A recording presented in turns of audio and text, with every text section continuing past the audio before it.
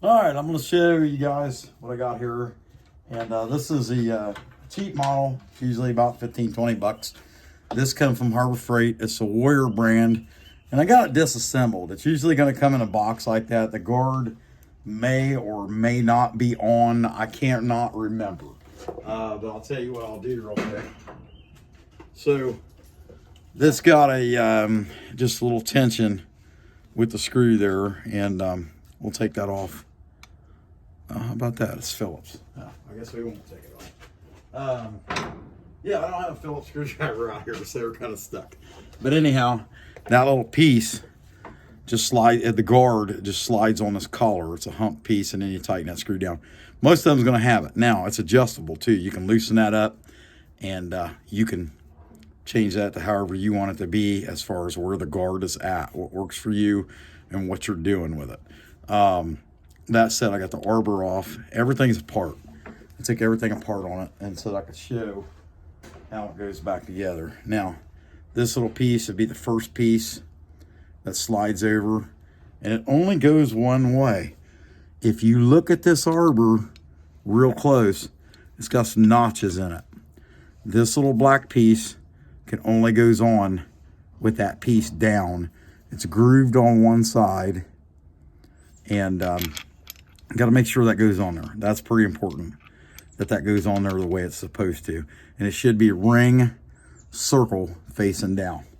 So if you have this model, that makes that a little bit easier. That ring should be facing you.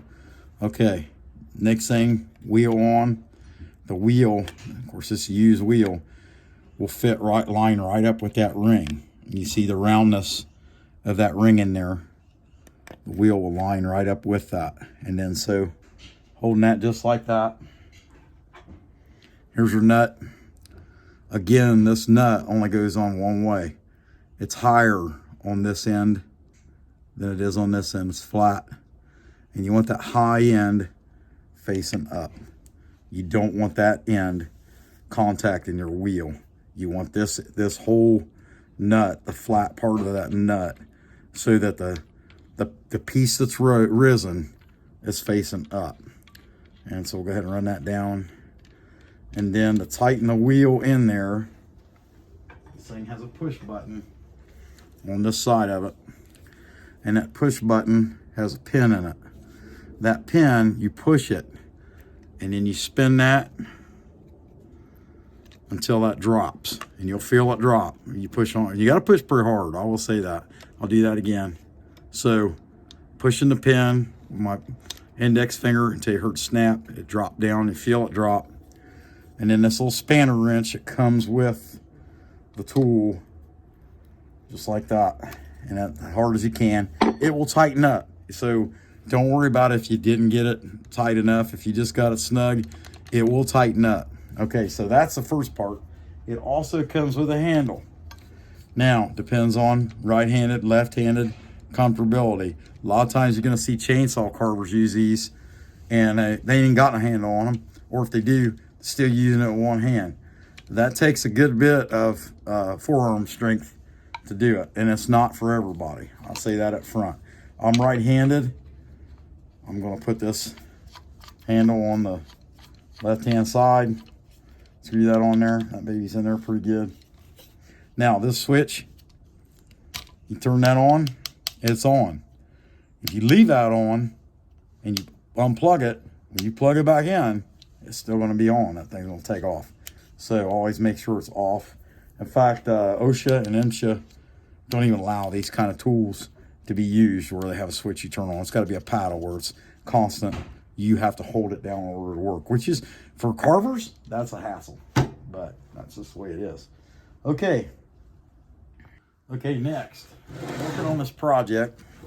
I'm making a book, and I'm going to start sanding this book, and I should see it pretty good. Anyway, this thing will remove a lot of material fast. That's a 60 grit disc. I like using 40s, and I actually got some 40s in there, but it'll move a lot of material fast. So I'm making this book, and as you can see the book, I want to cut this down, clean it up real good, make it flat, and it's got some edges and stuff. And this is a perfect tool for it because it'll really cut the material down. Now, you got to hold it. And if you're just holding it, good grip on it, and just taking it lightly across, then you shouldn't have any problems. It's not a, it can catch, it can jump. If you try to push with it, if you're too light and it catches on something, yeah, it can jump. But if you hold it and you just go lightly across, and something you could think about when using a tool like this, for especially on wood, you're flattening wood out. I think metal doesn't have the idea, or doesn't have the odds of catching like wood does using one of these.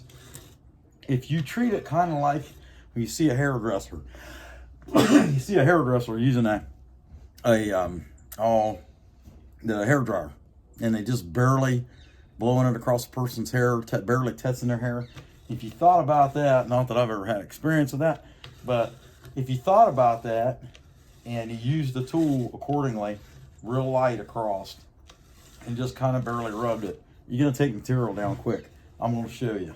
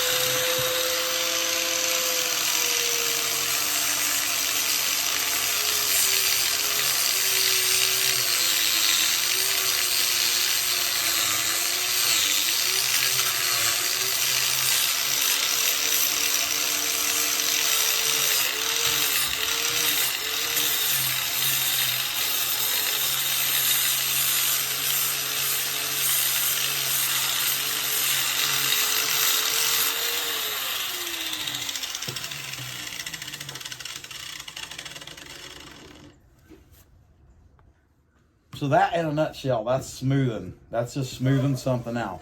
Now you can do grooves, you can do designs with this tool, and actually intensely awesome designs with this. You can use to cut fins in on fish, dig roots. I mean, there's just all kinds of stuff you can do with it. But you've got to get comfortable with it first and learn to be safe with it, learn how to hold it before you start pushing and trying to actually carve with it. There's two different things you can do with this tool. You can remove material, you can carve with it. And on the back of this, I might as well, nobody's ever gonna see it anyway. I'll go ahead and carve my mark in the back of this book. Let's see how that goes.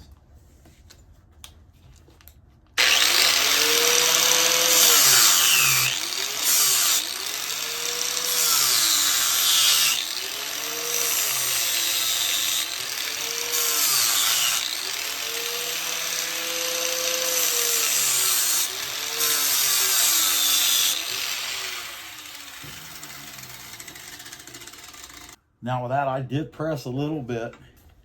I was pressing some, but I didn't press a lot. And I had full grip on that thing. So it's really not rocket science. It's just practice. Once you get used to it, confident with it. Not a super dangerous tool. No one should ever use power tools for any purpose, including but not limited to carving. All this stuff can hurt you. That said, you guys are gonna do it. So might as well give you just a brief rundown what I do as using this as part of chainsaw carving. And they make a lot of different types of discs you can put in that. Of course, there's a lot of metal cutting discs, but this flat disc and somewhere between a 40 and 60 grit is what I would normally use. And some people say, oh, when you start out, you should use a 120 or something. I disagree with that. You're gonna sit there and waste your time. And you might as well just get right into it. Just have a good grip, don't push hard, and I think you'd be okay. Okay, guys, that's what I got. And I'm going to get back to this project that I'm making a long-form video for. You guys have a good day. Come back when you can stay later, you smuck.